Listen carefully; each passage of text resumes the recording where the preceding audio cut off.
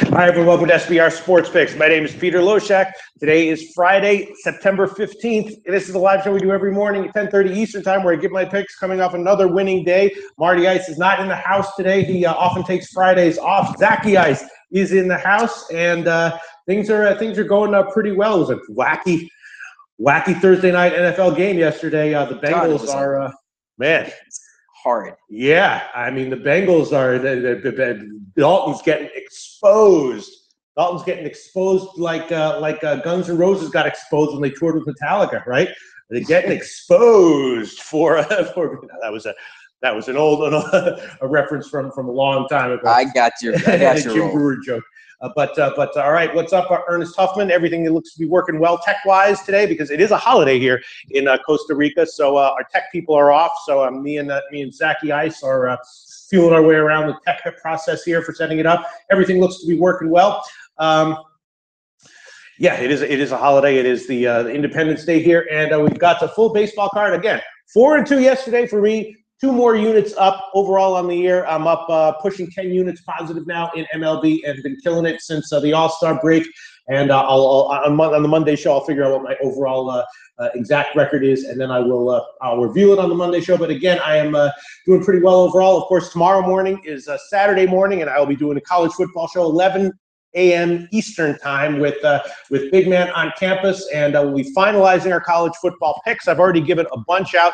Last night, I said I liked the under cash with it. Didn't have the balls to make it official, so that doesn't go on my record, but it was definitely a bet that I had, and already given out about 7 or 8 picks so far in college football, and hoping to have a lot more by tomorrow morning. And I'll probably be doing a lot of research tonight, and I might tweet out a bunch of college football picks tonight to lock in the lines and then review them in the Saturday show. But it should be a good show tomorrow. College football is definitely the picture becoming clearer. A lot of interesting stuff that the Big Man and I are going to have to talk about. I'm sure that the hour will be filled up with good information. All right, so. And then, of course, NBA, WNBA, the playoffs went pretty much as I expected. My top play in that one was the Minnesota team total over, which did cash, and everything in general going pretty well. Thanks for all the comments. Yeah, Daryl Lyle saying, Pete, rocking the white Intertops tee. Yes, I'm gonna, if I get a little bit of an extra little bit of time this weekend or this football season, I'm gonna try to do a little bit of shopping and come up with some cooler clothes than what I have right now, and so be able to improve my presentation. Always looking to improve the show. All right, here we go. Let's go very quickly. Early comments, and we'll jump into the baseball card because once again, there are a handful of plays that I am liking, a handful of things that I think I'm seeing that I'm attracted to. All right, Hako Schofield saying, thanks, Pete, won big last night. You're the fucking man. Hako Schofield, SBR Brass, listen to that. Let's pay attention. All right, let's see. Indians got another win. Unbelievable. Brooke Jordan saying, Pete winning. Look, Brooke Jordan, Pete, you called it perfect in WNBA last night. SBR Brass, pay attention. Thank you very much. Higher ups, all take note. Thanks very much for the positive comment. So what's that mean? Peter Loshak is officially the Cleveland Indians of handicapping. Who wrote that? No, that's me. Oh, you wrote that. I didn't write it. I'm saying it. Yeah. Yeah, I guess that is true because the Indians are just winning day in and day out, and also started off the year really shitty. And so, yeah, I guess I am quite similar to the. We need to change that hat. Yeah. No, I think that I'm looking to be slow and steady and just consistent, which I have been so far. Hopefully, I'll be able to maintain that after baseball through the football season. All right, so let's get to the MLB card today. Yes, it is Bartolo Colon Day. I'm not sure how I'm gonna. I mean, I have some ideas about what I want to do there, but it's definitely a tricky situation because Bartolo Colon, his last start, he got absolutely massacred. But before that, he was having a bunch of respectable starts in a row. Credit where credit is due. I'm not exactly sure what I think about Colon right now. Is he an auto fade? I think in spots he is. I did fade him in his last start.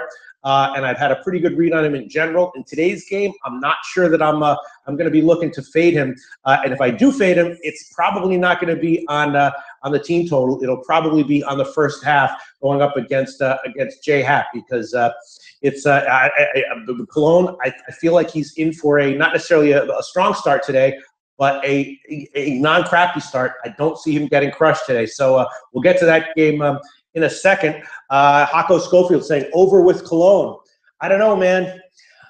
I'm kind of leaning under on that one, and I think I'm going to wind up giving a second half under pick on that one. I don't really like the offenses involved tonight, and I think Cologne might have a better than expected start. A little bit better than expected start. Naeem25 saying, thanks for the White Sox pick yesterday, Pete. You're welcome. You know, it could have lost. Look, anytime someone picks a bunch of winners in a row, people start to think, oh, this guy can pick, 80% in perpetuity. And that is not the case. There's going to be losers. There's going to be variance. But, yeah, I liked it a lot yesterday. White Sox, simple reasoning. Great. Despite all of their negatives this year, they're for whatever reason, they hit lefties really well. They were going up against a super vulnerable lefty, and they were getting, an underdog line, and it was no problem. Michael Maeda saying, who will lose first, yes. Cleveland or Loshak? Yes. Where would you line that? Probably Cleveland. It's a lot tougher to continue winning in baseball. Look, if you pick your spots and you have and you're focused mentally and internally, you can string together a nice consecutive streak of winning days in a sports betting. It is doable. It takes a lot of work and research and concentration. Of course, I do this full time, so I have a considerable advantage over people who don't do it full time. But I'm giving it my all and doing well right now. All right, so. Let's see. Naeem25 saying, any thoughts on the early game today? Unfortunately, I'm not going to have a bet on that one. It's the Cardinals against the Cubs, Martinez against Lackey. The lines look pretty dead on to me. Lackey's been good. He's also coming off of extra rest. So Lackey could have a good start here, and Martinez has also been good. He's been consistent. The Cubs, of course, are coming off of a couple of offensive explosions in a row, so they could relax a little bit here. I did look at that game pretty in depth, and not seeing any edge that I'm really liking here at all. And the total could go either way as well. I mean, I wouldn't want to take the over with these two pitchers involved, but I wouldn't want to take the under either with these two offenses involved. And the weather is kind of neutral today, so that's going to be a pass for me. Sorry, I can't force any of these edges. And the St. Louis Cubs game, I didn't bet it, and I'm probably going to gonna pass here. Michael Maeda, I just checked it. Intertops posted the line. Loshak is minus 215 money line over the Indians. Michael Maeda, thank you so much for the funny, positive comment. All right. I'm passing on the St. Louis Cubs game. But the good news is I have a bunch of other plays from the rest of the card that I am kind of liking. A lot of interesting stuff. The return of James Paxton for Seattle. The interesting thing about that game, be aware that he's on a pitch count. I read 50 pitches, so that is a very short start. That could easily be just 3 innings, maybe if he's super efficient 4. But Seattle's getting priced as though he is just on a normal start, I think. So Paxton returns. He's on a pitch count. It is Bartolo Colon Day, but I'm not necessarily super excited to fade him. In the Arizona-San Francisco game, Ricky Ray, when he came back, you know what happened to Ricky Ray? He got hit. He got a concussion because he got crushed with a line drive on the forehead. Now, if that had happened to me, I wouldn't get out of bed for 2 years. I'd be so traumatized. But Ricky Ray, not suffering from PTSD, has just been absolutely dominant since he came back. His first start back, I faded him. I thought he was going to be off, but he has been. It's like, sometimes people get. Have you ever read these stories about people get hit on the head and then all of a sudden they're like a genius out of nowhere? There are stories like that. The brain is like a the weird. guys that get struck by lightning. And Yes. And they're like, but there's literally people who get hit on the head and then all of a sudden they can speak a language out of nowhere and brain those people are liars. What? No. It's I've actually looked into. Actually, there's one really funny story. Like that girl that woke up that suddenly spoke with a British accent. No. Full of shit. She's simply 10 minutes of fame. There's actually one really funny story about a British guy who had a brain injury. He was like a super rugby jock, got a brain injury, and then after he came out of it, was gay and became a hairdresser. And there's a documentary about it. It's really funny, yes. But there's also stories about people get hit and become geniuses. Anyway, the point is that what's the name of that documentary? I don't remember, but some sort of innuendo in there. I'll send you the link. It's actually really interesting and really funny. And the guy's not bullshitting. But anyway, looks like Ricky Ray might have gotten pounded on the head, smashed on the head by that line drive, and it flipped a switch in his brain because he's been more dominant than he's ever been in his career since that line drive. I'm not sure how long this is going to last. I'm kind of trying to look deeper into the pitch effects in the pitch effect reports and the stats to see what's going on with him. But he has been absolutely dominant and lights out. And Samard is coming off of a bad start, but before that he was doing well. So the under might be a good play there. That's an interesting game. And then the Mets and Atlanta game is interesting. I'm going to have a pick on that one. And then Cleveland once again going for another win in a row. The pitching matchup is Vargas against Bauer. Vargas is coming off of a better start in his last start, but of course, after his extremely hot start and a little bit inexplicably hot start to the season, he has regressed in a major way. His last start wasn't that bad, but once again, it feels like, just like yesterday, it just feels like when is Cleveland's loss going to come? Not looking like it's going to come today. Bauer has been very good. He is off a little bit of a high pitch count, so possible that he could have a regression here. I'm not thinking that this is the best spot for Bauer. Vargas is looking very vulnerable, and I wouldn't want to bet against Cleveland in this spot either. Then you have Chris Sale making his next start, and Chris Sale is an interesting case. He's coming off a great start, but he definitely has been regressing in the second half. Out of his last 8 starts, 4 of them have been great, 4 of them have not been good, and now he faces Tampa Bay for the second time in a row. So he might be in a vulnerable spot here, and he's going up against Andriese, who's been terrible basically all year long, and he might be in a vulnerable spot as well. So I was thinking about the over there. That's an interesting situation, and I guess that's about it. So I have a bunch of picks that I'm liking here. I'll get to some very recent comments quickly, and then I will get to my picks for today because there's a bunch of stuff that I'm liking. Carlos Luder saying Chris Sale's been serving homers. Yeah, he's still an elite pitcher, but 4 out of his last 8 starts have not been good, and we've seen Chris Sale fade in the second halves of seasons before. So, I'm not saying that he's anywhere close to being an auto fade in this spot, but could be a little bit of a down spot for Sale. Let's see.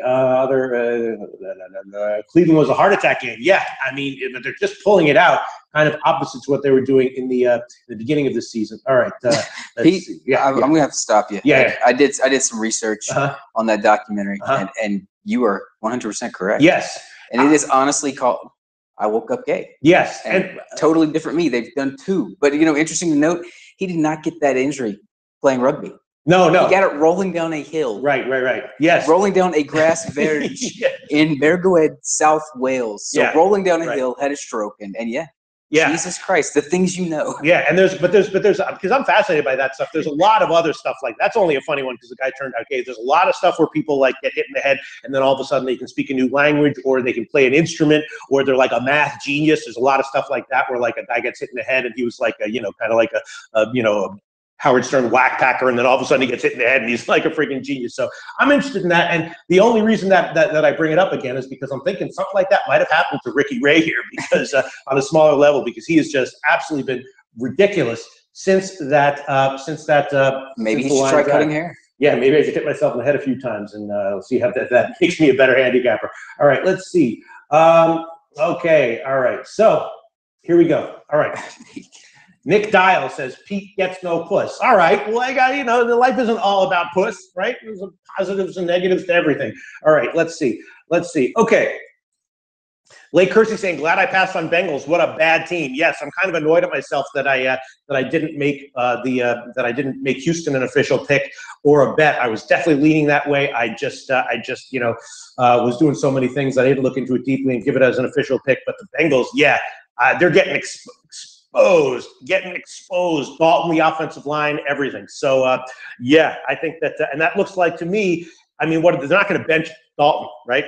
And they're not going to be able to fix their offensive line in the near future. So, and is the market going to catch up on Cincinnati? I don't think so. Cincinnati's going to continue to have a lot of line respect. So the Bengals might be significantly overvalued for the next, at least 3 or 4 weeks, maybe even longer. That is a messed up situation. Darryl Lyles says, took Houston with the points. Very nice job, Darryl Lyles. That was definitely how I was leaning, and I told Donnie Rightside that in the closing line show yesterday. Didn't have the balls to give it as an official pick. All right, so let's get to the MLB picks today that I'm liking. Let's just start going down the line. First thing I'm thinking about, again, St. Louis, Chicago, that's a pass for me. The Baltimore Yankees game, Winoa and Severino. Thinking about the under here, and maybe more so the first 5 innings under. Severino obviously is awesome. Most starts, about 20% of the time, he has an inexplicably bad start, but the other 80% of the time, he's absolutely lights out. Not really seeing any reason to believe that he won't be excellent here.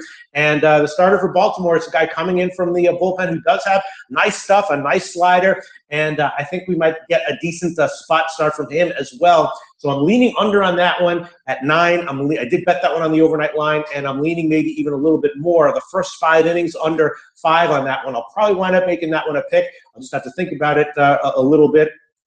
And also thinking about Baltimore on the second half. Not sure how deep Severino is likely to go here, but it's just too high of a line. The Yankees are great. Obviously, they were one of my winning picks yesterday, but now they're in the minus 250s here against Baltimore, and Baltimore is just not that bad. And I wouldn't want to bet against Severino here.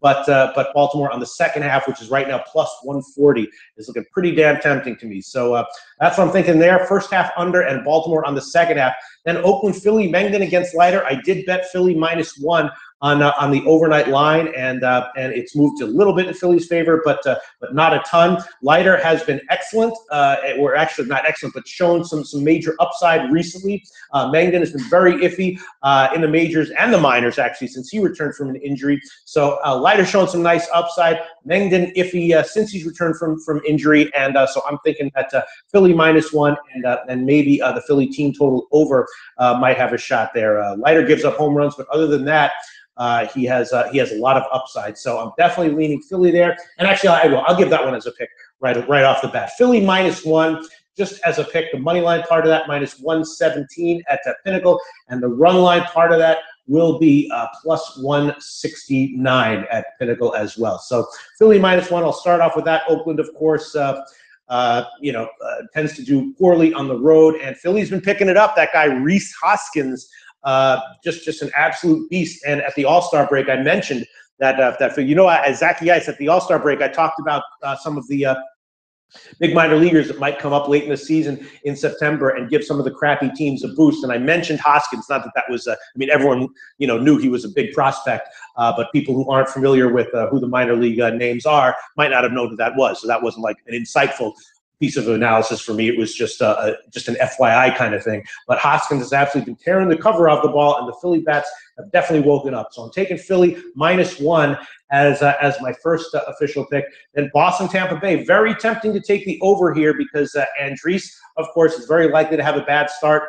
If he gets shelled, the whole game could go over just with Boston against Andriese. And again, Sale might have a lights out start, but he also might give up a few. So it's tempting to take the over. I'll hold off on that one for now. Cleveland KC game. Tempting to take Cleveland -1 just to get another win because the pitching matchup favors Cleveland. Bauer against Vargas. I'm not a believer in Vargas here at all. Bauer, again, might start wearing down, and he's a guy who does run up high pitch counts, coming off of kind of a high pitch count, but just the way Cleveland is playing going up against Vargas here, and the line is not – look, I mean, we've seen, the market has no problem hanging -350, 400, 450. We've seen those lines, right? But they're not doing it here for Cleveland, just -200. And you got a decent starting pitcher going up against a crappy one. So, I'm probably going to wind up giving Cleveland -1 by the end of this show. Then let's see, Cool and Bailey for Pittsburgh and Cincinnati. The first 5 innings over is very tempting. Obviously, Homer Bailey is vulnerable as hell.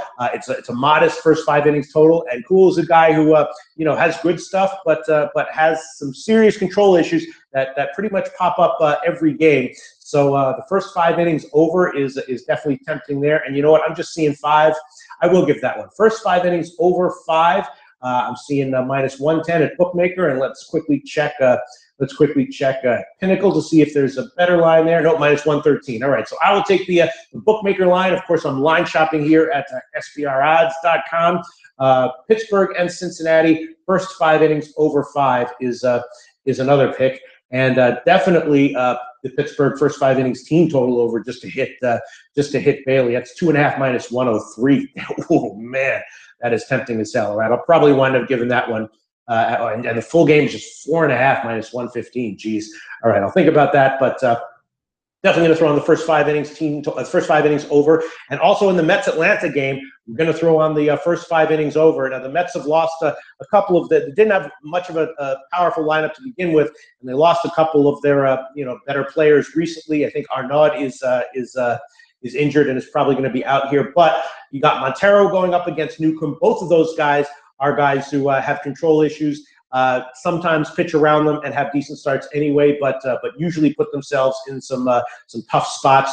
unforced errors, and looking at this game, probably at least one of these guys struggles majorly here, and maybe both of them struggle a little bit. It's a relatively low first 5 innings total, so I will take that one as well. Mets Atlanta first 5 innings over 5. It's a -115 at Intertops. Has the best line. Intertops -115. Let me check Pinnacle to see if maybe Pinnacle can beat that first 5 innings.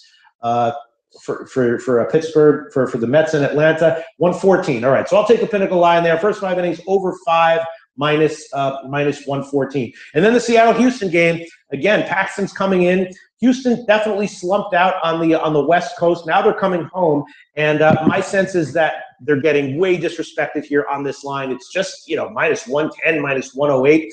I bet Houston -1 on the overnight, and I think I'm going to have to give it as a pick here. Even if Paxton is lights out again, he's reported to only be expected to throw 50 pitches, which is 3 or 4 innings at most.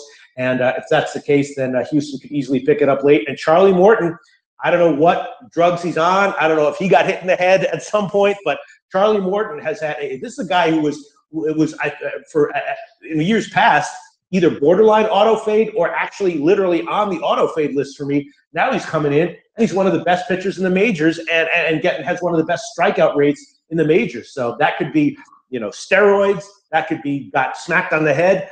Something happened, and Charlie Morton is for real. So I'm going to take Houston here, -1. Paxton is excellent, but it's just such a low line. If this was in the -140s, I probably wouldn't do it. But at this low line, I will definitely make it a pick. I bet it, and I'll give it a pick. -1. The money line part of that, -108. And the run line part of that, wow, look at that. The run line part of that, +178 at Pinnacle. So that's a pretty nice underdog line there for Houston, -1. Hopefully I'll get another good start from Morton, and hopefully Paxton will either struggle a little bit or be pulled after 50 pitches, as they said. Then the Toronto-Minnesota game. This one is tough. If I'm gonna fade Cologne, I'm gonna take Toronto on the first 5 innings, which I might do, and I'm kind of liking the second half under here as well. I think that the offenses will be relatively quiet here. The second half under is 3.5 +120, I believe I saw. Let me just quickly make sure I'm quoting. Yeah, Minnesota, Toronto, 3.5 +120 for the under on that one. Hold on one second. Let me just look around here. Yeah, man. I'll take that one. Second half under, Toronto and Minnesota, under 3.5 +120. That's a second half play. And then as far as Cologne's concerned, if I'm going to fade Cologne, which I might do, I'm not going to be taking it on the team total over, although that one might cash. I'm going to take it on the first 5 innings. J Happ has been okay. Who the hell knows what we're going to get from Cologne? I'm going to think about that one. It's right around -112, 115 or so. It's definitely a lean. I'm going to think about that for a second. I might add that one by the end of the show. I probably will, but as of right now, just a second half under, 3.5 +120. Then the San Diego game is going to be a pass for me. Although San Diego on the second half is looking kind of tempting. Clayton Richard has faced Colorado twice and gotten hit hard each time. He had one start in Coors where he got embarrassingly shellacked. So that might happen again. He looks pretty vulnerable. But San Diego's getting a pretty big underdog line there. So San Diego on the second half might have some value depending on the line. Let me just quickly check the line there. Let me just quickly, where the hell is it? San Diego second half, -115. Nah, it's going to be a pass for me. All right, the whole game is a pass. Angels, Texas didn't have an overnight line, so I didn't look at that one. And then Arizona, San Francisco, Ricky Ray. Really not sure what to make of him. Tempting to take the under or the first 5 innings under. I'm assuming Samardzija will probably bounce back a little bit from his last start where he got hit. Probably going to be a pass for me, though. So we'll get to comments in a second, but let's review. I'll review the card and all my official picks. Let's see. Baltimore Yankees, first 5 innings under, definitely a lean. Baltimore second half is definitely a lean. And Philly -1. That is an official pick. Made that one an official pick. Cleveland -1, definitely a lean. Pittsburgh, Cincinnati, first 5 innings over. That's a pick. Mets, Atlanta, first 5 innings over. That's a pick. Houston -1. That's a pick. Minnesota, second half under, 3.5 +120. That's a pick. So I got 5 picks so far and a bunch of other leans that I'm definitely pretty strongly leaning towards and probably going to give it. I'm probably going to give the Yankees first half under, Baltimore second half. Cleveland -1 is probably going to wind up being a pick. And Toronto first half might be a pick. That is cutting it close. All right, let's quickly get to some comments here. While I'm scanning for comments, Zach, do you have anything that you'd like to tell everyone about what's going on at SBR right now? We got the Beat the Prick contest, the Jimmy the Bag contest. We got conflict resolution, all sorts of great stuff going on here in mid-September, right, at SBR. What would you like to let people know about? No, absolutely. And, first of all, I'm still trying to get over all the excitement from last night's amazing quality of football that the NFL provided us. Pete, did you see that dog at the Boise State game? The dog? No, I did not. The dog. Boise State, aside from the blue field, they have a dog that comes out and picks up the kicking tee off the field. And I did see some people tweeting out that by far the dog was the top performer of Thursday Night Football. Really? Of everything. Jesus. So let's hope for a good weekend. But no, like Pete said, we've got some really good contests going on. It's not too late to sign up. There's weekly prizes. If you're not in it for the full, kit and caboodle, taking home the big, the $40,000, the $25,000 prize that we're giving out, weekly things, weekly incentives, guys, go to the contest page, sign up, get involved. Great chat going on there. Even Jimmy the Bag's doing a weekly video series on Tuesday evenings where you guys can get there and talk shit and make fun of each other, talk about your picks, throw some shade. It's fun. And like Pete said, he's rocking the Intertops shirts. He's got the banner behind him. Fellas, do us a favor. Go to the rating guide, use it, find a sports book, keep our lights on. If you are shopping for something, go through SBR. So we can get that hairdresser. Get Pete trimmed up a little bit. Maybe we can even bring that rugby guy in if we can afford him. Absolutely. Get a guest spot. But yeah, guys, use the page. Throw some love. Okay, sounds great. Yeah, I realized I was calling Robbie Ray Ricky Ray. That's the guy from the Toronto quarterback. But okay, so let's look at some of these comments, which are kind of interesting. Mario Martinez Jr. talking about that San Francisco game under with the Arizona San Francisco. Our bats are cold, man. The Shark will pitch a good game, but a low scoring game. Yeah, I mean the under at 7.5. The 7.5 is a kind of a healthy total for a game in San Francisco with quality starting pitchers. So it seems a little obvious. And that might be a good pick. I might just beg off it, but yeah, that's a tough one. If I didn't have a whole lot of other picks that I was liking, I might give that one. But because there's a lot of other picks I'm giving, I might just stay off the Arizona San Francisco one. Mario Martinez Jr. Liking the under in Arizona San Francisco. Hako Schofield saying, got to take over with Cologne. I don't know, man. I'm kind of liking the under in that one, even with Cologne. It's a tough one. Michael Maeda says, I miss the good old days when you did not even have to look, just fade Cologne. Yes. Listen, those, people who go on the auto fade list can come off easily. We're looking at Cologne. Charlie Morton, also a couple years ago, was a guy who was on the auto fade list, and now he is one of the better pitchers in baseball. Look at Vargas. Vargas went from being one of the best pitchers in all of baseball in the first half to being a borderline guy who's on the auto fade list right now. So he's getting on and off the auto list. That happens all the time in baseball. But yeah, I mean, I think that I'm looking to fade Cologne in spots. Not today though. This is not really a day where I'm expecting to get hit. I might take, again, Toronto on the first half, but I'm definitely not going to take any team total overs with that one.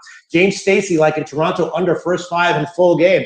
I don't know about the first 5 there, but I'm definitely leaning under on the full game. And again, James Stacy, I agree with you. I did give a second half underplay on the Toronto-Minnesota game, and I would definitely be leaning that way in the full game. First 5, you're tempting fade a little bit there, James Stacy, taking a first 5 under with Cologne starting. He's not an auto fade, but he's definitely not an auto play on. But, that's a tricky one. Jim Rummy says the Reds have good mathematical value today. Okay, I can see that. Homer Bailey is not a guy that I like to back, but Pittsburgh is not a terribly inspiring team for sure. So you might be right there. A lot of people liking the Astros here. Ernest Huffman, Astros whoop. Hako Schofield, Astros low-hanging fruit. Yeah, I mean, I wouldn't necessarily call them low-hanging fruit because Seattle can have a very, very productive offense on the road. And Houston, as we know, has been very overvalued at home this year, even when they were killing it. All of their value was on the road, and at home they slump out at times. But considering the line, I think they do have value. I wouldn't call them low-hanging fruit, but at the current line going up against Paxton on pitch count, I would definitely. I bet it, and I'm giving it as an official pick. Blake Kersey saying first 5 innings under on Seattle. Maybe, yeah. I mean, we still don't know what we're going to get from Paxton. And the last time Paxton came back from an injury, he did struggle a bit in his first few starts, if you remember that. The first 5 innings under, I see that, and it's probably a decent bet, and I endorse it. But yeah, you might have something there actually, but it's just I'm just still. I think we have to. The jury's still a little bit out on what we're going to get from Paxton here, but we'll see. All right, let's see. Blake Kersey, yeah, Blake Kersey saying Seattle is hot. Stay away, Pete. Yes, again, it's all about the line here. If the line were in the 130s or 140s, no way I would be taking Houston. But that line, yeah, I don't like to fade Seattle on the road, and I don't like particularly to bet on Houston at home because they do get overvalued. Now they're coming back from a long road trip. It's not a great spot for Houston. I agree with you, Blake Kersey. It's just that the starting pitching matchup, I think, is overvaluing the value of Paxton, and it's just a very low line. But I might have a loser there. But again, it's all about the line. If it's a loser, I just lose 1 unit. Nothing crazy there. So, but I agree with you. Seattle is hot.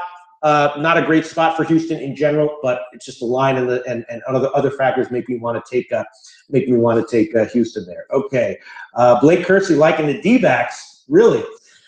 Okay, that's as great as Ray has been, as Robbie Ray has been. It's tough to take a team as a big road favorite at San Francisco.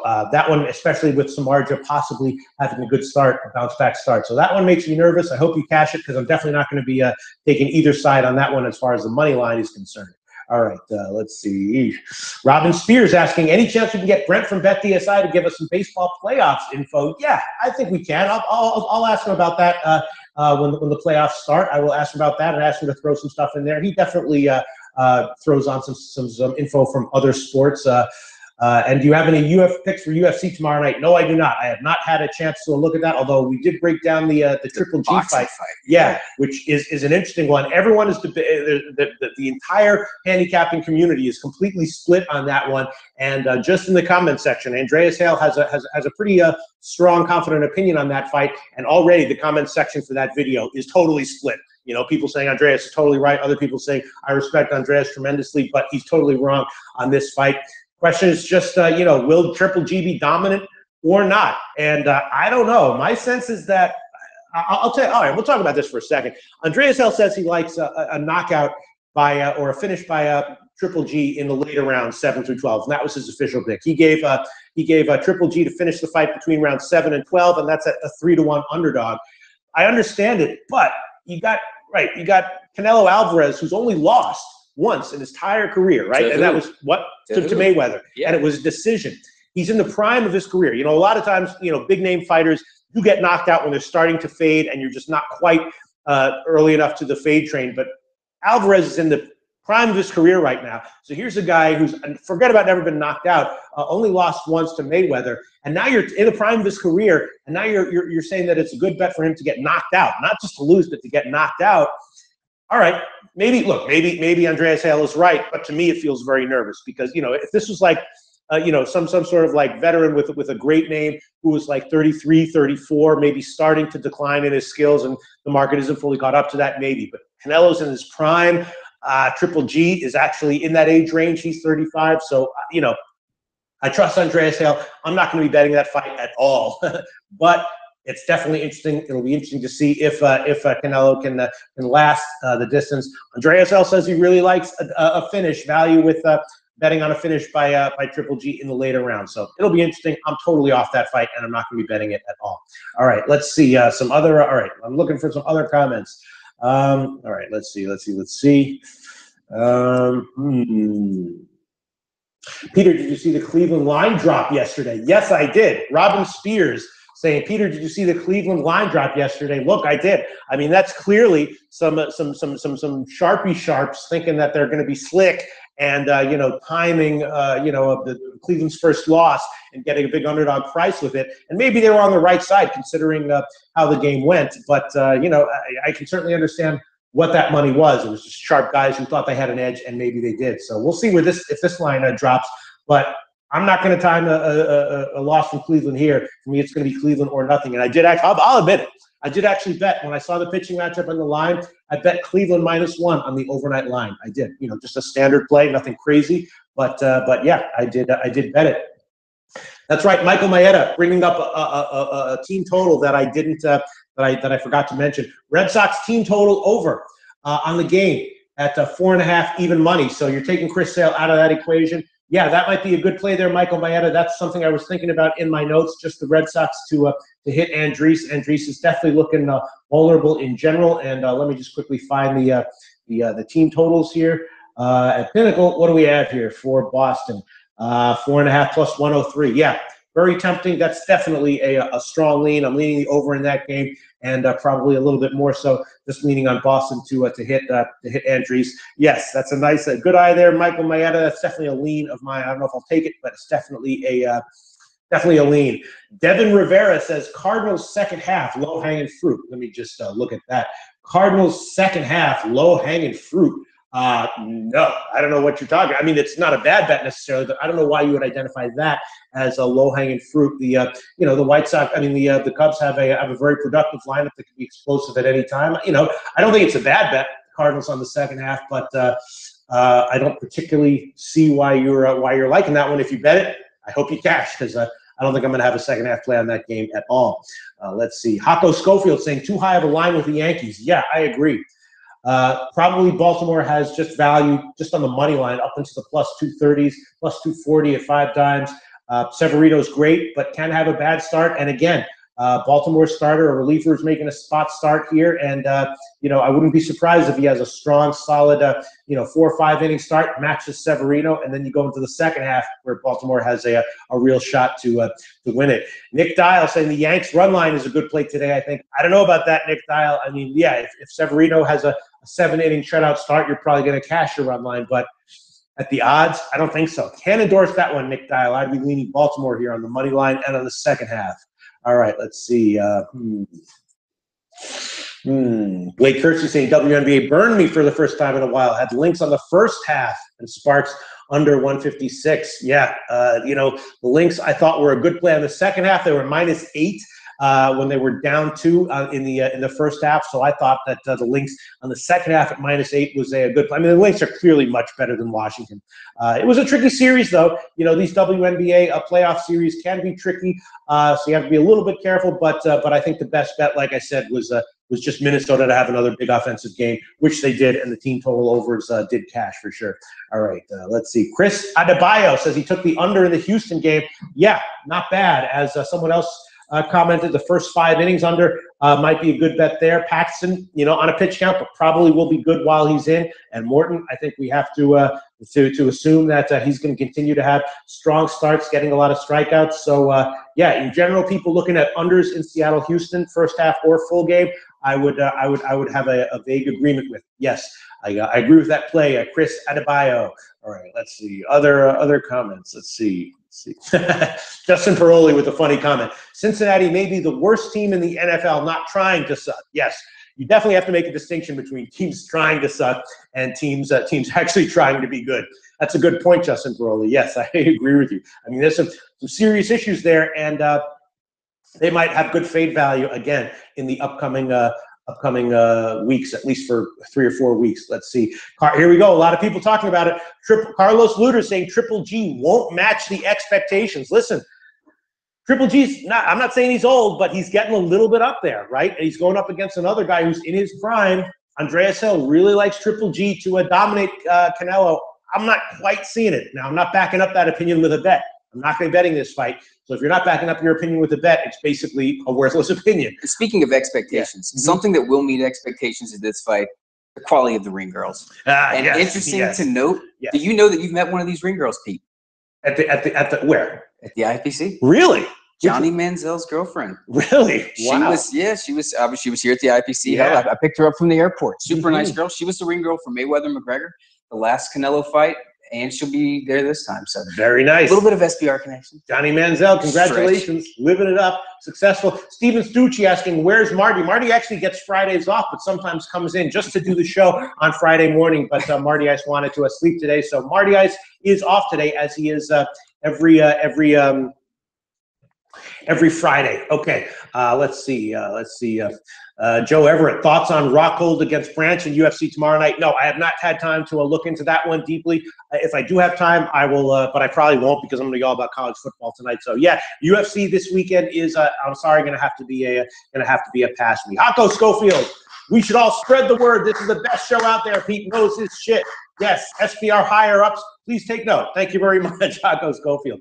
Luis Hernandez, Pete, how come you don't bet boxing? I do bet boxing, although I will say that in terms of combat sports, I think I have a great edge on MMA. Boxing, my edges are not quite there. I find personally that I'm not nearly as good at boxing as an MMA, and just the Canelo fight. Look, I'm leaning Canelo.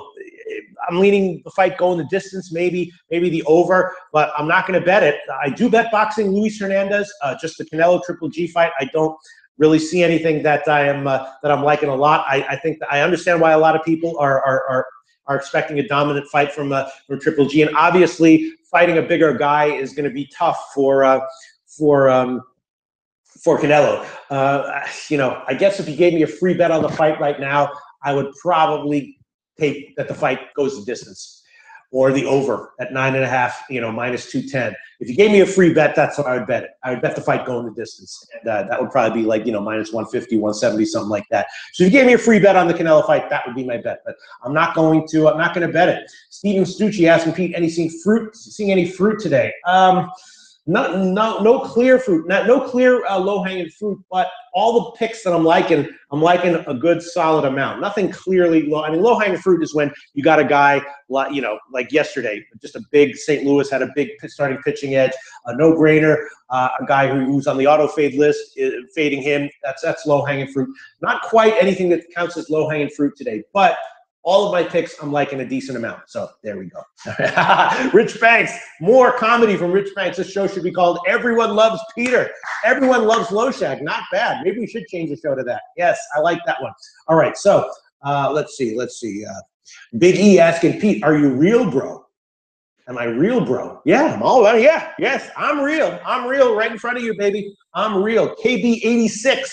I agree. I always watch Pete. I don't know where the hell these comments are coming from. All of a sudden, posters and commenters that we've never seen before suddenly coming in and commenting. But thank you very much. I appreciate it. KB86. All right. Enough of this love fest. All right. Let's keep the love fest going. Hit that like button, fellas. I see 111 people in the room right now. 40 likes. Click that button and get in the chat. Tell us who you are, where you're from. We did that the other night. It was kind of cool, man. We had people in Australia. We had guys from the UK, Scotland, maybe people all over the place. Okay, Luis Hernandez agreeing with it. Let's give out the over 9.5 rounds as a low-hanging fruit. No, I'm not giving that that's not low-hanging fruit there, baby. It could easily be a finish, an early finish in this one. I think it's probably a decent bet, but I would not call that low-hanging fruit. I don't think there's any low-hanging fruit in the Triple G fight. There's no bet that has obvious value. It's uncertain to me, but yeah, Andreas Hale thinks there's going to be a finish in the later rounds. I could easily see the fight going the distance, especially since both these guys have good chins and good cardio, good endurance. I think it's going to go the distance. So I agree with you, Luis Hernandez. I like the fight going the distance. That's probably the best way to bet it, but I would not consider that low-hanging fruit. That is just a bet that probably has some value. All right, so let's get to some other comments. Michael Maeda. Has Triple G ever gone over? LOL. Yes, his last fight went the distance, and that's what everyone's talking about. Triple G's last fight went to decision. Some people think he should have lost the decision, but everyone's talking about his last fight. Is that an indication that Triple G is starting to be a little bit less of a ferocious, dominant fighter than he has been throughout his career? And my answer to that question is, I don't know. Andreas Hale's answer to that question was that Triple G was just fighting a top fighter who was bigger than he was, and that's why it went the distance, and that is not going to be the case when he fights Canelo. But that's it's a big question. It's a great question. I don't know. That's a tough one. That's a tough one. All right, so let's wrap this up. Yeah, Michael Maeda, yes, 33 knockouts. Again, his last fight went the distance, and so people, including myself, are wondering: is this maybe now, a sign that Triple G is maybe just a tick less ferocious than he was when he was in his prime and just knocking everyone out left and right? I don't know. Mr. Donkey Punch 0507 saying, people are talking about one guy who disliked it. Who the hell is going to dislike Pete? Laughing my ass off. I can tell you. Jealous people might do that, right? Yeah. I mean, there's lots of people I'm jealous of. Trying to bash the stash. They can't. I'm jealous of SportsBit, so I go to their videos and I click on dislike because I'm jealous of Teddy Covers. So, no, I'm kidding around. I don't. All right. So, all right, let's see. Michael Maeda saying, you're only as good as your last fight, it seems. No, right. Yes. But I'm just saying, it's not like he's fighting a cupcake here. He's 35 years old. His last fight went the distance, and now he's fighting another guy in his prime who has a good chin and who has never been knocked out, only lost once. So it's not that, people are looking at Triple G's last fight and being, all right, okay, now he can't knock anyone out. It's that they're looking at his last fight and thinking now he's got another tough fight against another guy who might be able to take him the distance. So, look, it's a tough fight. If I had a strong play on this one, I would give it out and I would bet it. But I don't. It's an interesting fight. It'll be interesting. Just a great handicapping situation. But, an interesting handicapping situation. I'm not going to be betting it, but it's definitely an interesting one. All right. Okay. Dustin Paroli saying, except Mayweather-McGregor, that was free money. Andreas Hale nailed that one. Andreas called for a late stoppage by Mayweather, and that's exactly how it went. So, maybe Andreas is right here again. I'm not going to be Mario Martinez Jr. betting on fighting sports is like owning a boat. You are just throwing your money away. Not true, Mario Martinez. My ROI in UFC this year is by far better than any other sport. I've been killing UFC this year, and I expect to continue killing UFC until further notice. Yeah, I thought that was interesting. Matt Holt was all about betting UFC, and this, VP of Cantor Gaming, saying what? No, just UFC is a sport he loves to bet. Yeah. He clearly he's on the other side of the counter and he's telling you there's value. Yeah. Well, my ROI, my ROI is in UFC this year. It's like 25%. Remind us all. It's like 25% or something like that. I forgot what it is. I'll tell you. The Cleveland Indians of betting right here. No, UFC I've been doing great with. All right, so let's wrap this show up. It's been another great show, great comments. Yes, and let's talk about the college football games tonight because Dallas Star Block just mentioned it. Illinois plus 17, Temple minus 15, Arizona minus 13. I'm on all three. Fuck it. All right, so the college games tonight. Some interesting situations for sure. Obviously, Arizona going up against UTEP, and UTEP is all kinds of horrible. UTEP is like the Jimmy the Bag of sports, or Jimmy the Bag is like the UTEP of sports betting or whatever. No, I'm kidding around. I love Jimmy the Bag. He's actually on fire recently. UTEP is terrible. Arizona UTEP got blown out by Rice. Not blown out, but lost by 2 touchdowns to Rice. Arizona opened at minus 20. It's now up to 23. My sense is that Arizona probably rolls. UTEP also has some injuries. So I would agree with you on UTEP. On Arizona, even at minus 23. Arizona is a team that's going to struggle big time in the Pac-12 this year. So when they have a chance to get a big blowout win against a team like UTEP, I think they'll go for it. And my sense is that, Arizona probably is a good bet, even at minus 23. The Illinois-South Florida game is a very interesting one. Obviously, Quentin Flowers has been a little bit less explosive and dominant than people were expecting from him this year. I did take a bet on this one. The total was 52 when it opened, and I missed that opener. But at 55.5, I still bet it. Nothing crazy, but I still bet it. I know that Illinois has been great defensively to start the year, and I know that Illinois has struggled in a major way offensively to start the year, but they do have, a couple of nice receivers. They should be able to put something up, and I'm assuming that South Florida will be able to have a big offensive game here. Illinois has been great against the run, yes, and holding down Western Michigan was very impressive. Are they playing in South Florida? Yes. The game is on. The game's on. I see it's on, but Jesus. No, they're playing. They're playing. So going to show up. Yes, there are big psychological issues involved in this game. Some people would say that that South Florida's mind isn't going to be on the game, and that maybe they'll underwhelm. The game will go under. Other people, including myself, will say that maybe it'll be a nice little distraction, and that they'll be focused to have. They'll be like, let's put up a big offensive game. It's a relatively low total for a game involving South Florida. Understandably, Illinois contributes to that. Illinois is a team that has been pretty impressive defensively this year and pretty anemic offensively so far. I wish I was getting the opener at 52, which I missed, but I did take a small shot with the over at 55.5. Not a small shot, standard unit size, standard bet size. It could lose, but I took that one. And then I also took a shot with the under in the UMass Temple game at 53. All things considered, it's not quite clear why this total is as high as it is. I know that Temple's getting back their leading receiver, which is a big deal, right? So they're probably going to have a bigger passing game here. Still, though, I see them as a team that's somewhat of a modest scoring team offensively. And UMass has been all kinds of terrible this year. They're having all kinds of issues, and they can get held down offensively. So I also took a shot with the under at 53, and the Greek has 52.5, so they would appear to have a lean there. So those would be my picks, and I did bet all of them. Illinois, South Florida, over 55.5. UMass Temple, under 53, and Arizona, minus 23. I like all of them. I don't like any of them a huge amount.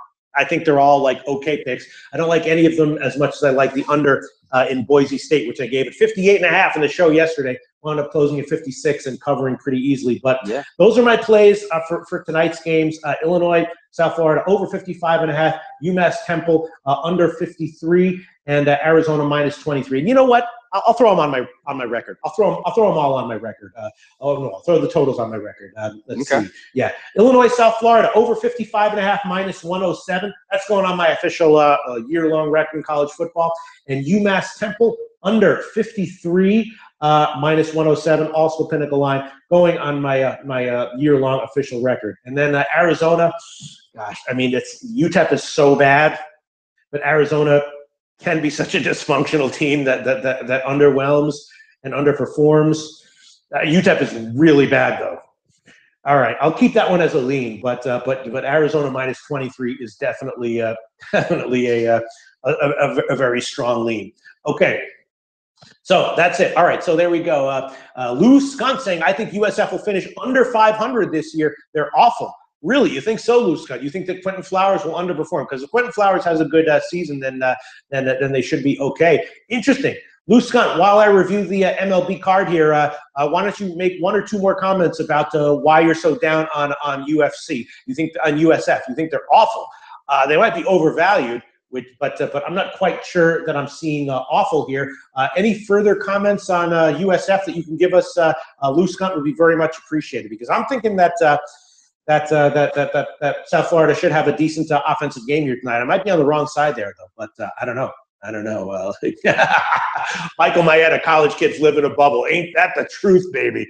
That is, listen, Jesus Christ. If there's one way we could improve U.S. society, it'd be to somehow get some wisdom of older people into fucking young kids. I guess people have been trying to do that throughout humanity. But yes, college kids absolutely do live in a bubble. That is absolutely true.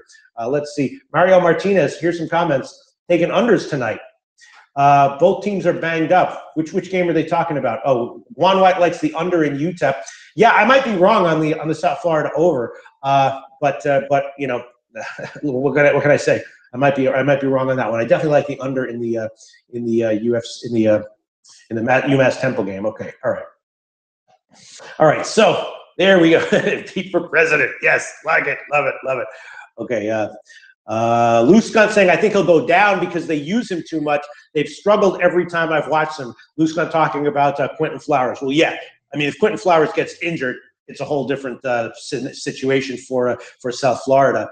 And without Mac, they've been awful. Yeah. You might be right there, Lou Scott. I will duly noted. I'm going to be thinking about that one. Okay, so let's see. All right, so I'm just going to give two plays tonight. The South Florida over might be a loser, but we'll see. I'm taking it over on that one, and UMass Temple under 53. All right, let's finish up the baseball card. Go game by game. Baltimore and the Yankees. I will give the first 5 innings under. First 5 innings under 5 in the Baltimore Yankees game. Let's see. Bookmaker has minus 115. UWager has minus 115, and I will check the Pinnacle line, see if that was a little bit better after this one. But that's definitely a pick. Baltimore and Yankees first 5 innings under 5 minus 115, and I will also throw on the Baltimore second half line at plus 140. I think Baltimore is getting too disrespected here. I think they probably already also have value on the full game line at plus 240. It's just too high of a line, as great as Severino is. But I'll throw on Baltimore second half plus 140 and the first 5 innings under. Philly minus 1 is definitely a play. The team total over is a lean, but I will hold off on that one. I don't want to double up on it, but Philly minus 1 is a pick. The Boston-Tampa Bay game, the overs are leans, but I will hold off on that one for now. Cleveland minus 1, I'll give it. Cleveland to win once again. I will give that one minus 1. The Pinnacle line minus 195 on the money line, and the run line part of that one will be also at Pinnacle plus 102. So you're talking about, like a minus 140 or so line there on Cleveland minus 1. If it loses, I'll eat the unit and a half of loss, but I'm liking them again. Vargas is a pitcher that I've been looking to fade for a while now. Coming off a decent start, but you're probably going to be vulnerable here again. Cleveland -1 is an official pick. White Sox and Detroit, I'm totally staying off of. Starting pitching, that is uncertain there. That's a game I'm just passing on. Pittsburgh, Cleveland, I've already given the first 5 innings over. That's a pick. Mets, Atlanta, I've already given the first 5 innings over as a pick, and I'm definitely leaning Atlanta -1 here as well. Newcomb can get lit up, but the Mets, again, have some guys out in their lineup, and I'm kind of liking Atlanta -1. I did bet that one on the overnight line, and you know what? I will give that one. Atlanta -1. The money line part of that one -134 from sportsbetting.ag and BetOnline, and the run line part of that one +151. +151 at Pinnacle. Intertops has +150 right behind them. All right, so that's another pick. Atlanta -1. Houston -1 is a pick. A lot of people have said that you don't want to be fading Seattle right now. I agree with that. Other people have commented that the unders might be good plays in this one. I agree with that. I'm just going to give Houston -1 here, but it's just because it's a low line, and Seattle might actually be a good play here. I might be on the wrong side, and the unders might also be good as well. Toronto, Minnesota, I gave the second half under as a play. And to fade Cologne, I don't know. I'm going to hold off on that one. It's tempting to take Toronto on the first 5 innings, but I'm going to hold off on that one for now. Arizona, San Francisco, the under is probably a good bet. That's definitely a lean, but I'm going to hold off on that one as well. All right, so my official picks are Yankees, Baltimore, first 5 innings under. Baltimore, second half. Philly, -1. Cleveland, -1. I love this part of the show because I feel like a little kid, right? I'm like a little counting on my fingers here. Pittsburgh, Cincinnati, first 5 innings over. Atlanta Mets, first 5 innings over. Atlanta -1. Houston -1. Toronto, Minnesota, second half under. And that's it. 9 picks. 9 picks for today's card, and a bunch of very close call leans. The close call leans would be Arizona, San Francisco under, Toronto on the first 5 innings, and that would be it for the and Boston team total over, and Philly team total over. Those would be 4 very close call leans there, and 9 picks on today's card. And I've got 2 official plays on the college football games today. We'll see how South Florida does. A lot of uncertainty surrounding that South Florida game today. Some people are giving the opinion here. Lou Skunt giving the opinion that South Florida is a significantly overvalued team and likely to be so going forward. And you might be dead on there, Lou Skunt. You might be dead on there. I'm going to take a shot with the over on tonight's game, but that might be a loser. Everyone, tune in to the Saturday morning show that I'm going to be doing tomorrow morning with Big Man at 11 a.m. Eastern Time. Big Man and I will finalize our college football picks for the week and give some thoughts on last-minute betting value and discuss some of the line moves, because every Saturday morning you see some stark line moves that are kind of interesting and eye-opening. We might see some big line movement in the UCLA-Memphis game. That UCLA is a 3-point road favorite against Memphis. I'll be interested to see if that line moves anywhere. If that line goes down to 2 or 2.5 or 1.5, that's a strong indication that there's sharp money on Memphis. We'll see. But that's tomorrow morning at 11 a.m. Eastern Time. And, of course, we'll be back on Monday for the Monday card in MLB. Thanks for tuning in.